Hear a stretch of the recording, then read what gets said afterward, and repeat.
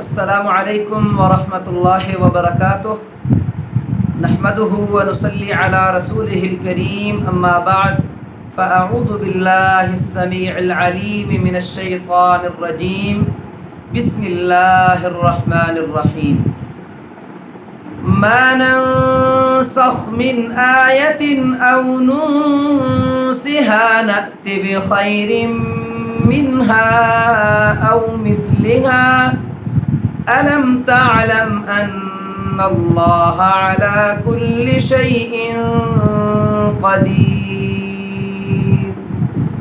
ألم تعلم أن الله له ملك السماوات والأرض وما لكم من دون الله من ولي ولا نصير۔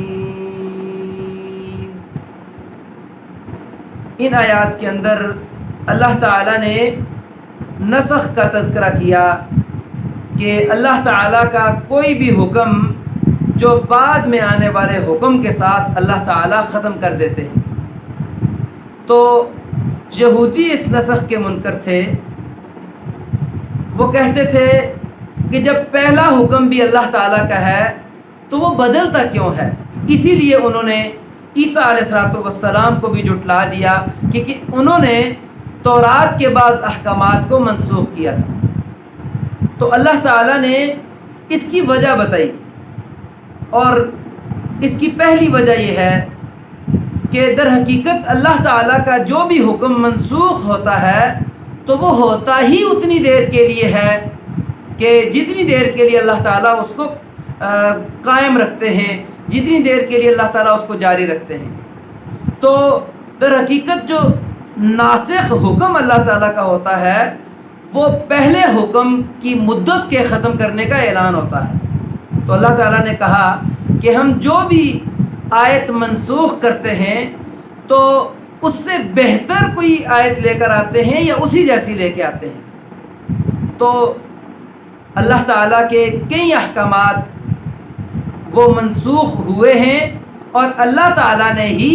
اپنے دوسرے حکم کے ساتھ ان کو منسوخ کیا ہے، جیسا کہ مسلمانوں کا قبلہ وہ پہلے بیت المقدس فلسطین میں ہوا کرتا تھا، تو بعد میں اللہ تعالیٰ نے بیت اللہ کو قبلہ قرار دیا۔ تو نسخ کی، کسی بھی چیز کے بدلنے کی کئی ایک مثالیں ہم اپنی زندگی میں بھی دیکھتے ہیں کہ کھیتوں کے اندر جو فصلیں اگتی ہیں، درختوں کے ساتھ جو پھل لگتے ہیں، تو وہ ان کی حالت تبدیل ہوتی رہتی ہے۔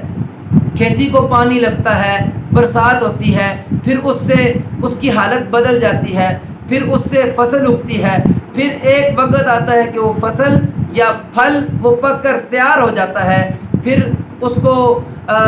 کاٹ دیا جاتا ہے، پھر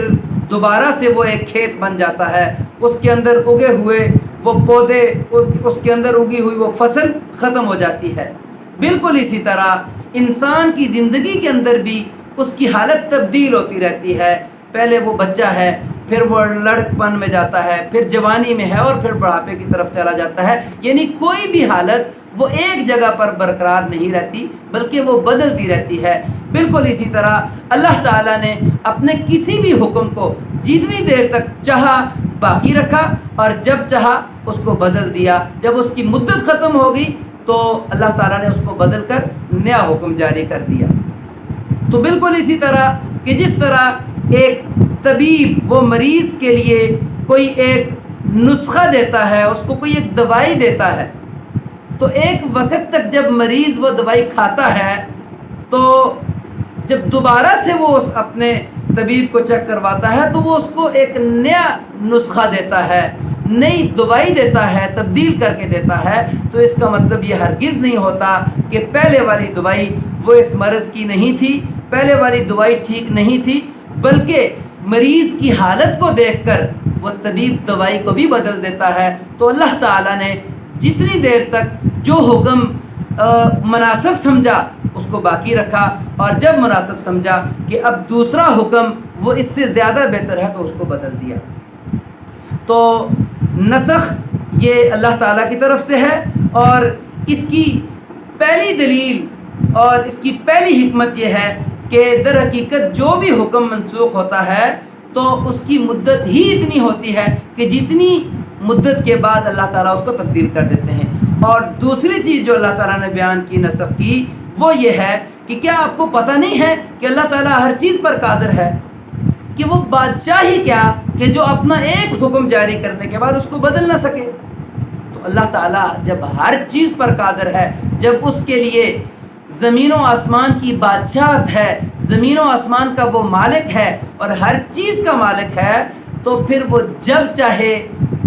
جتنا چاہے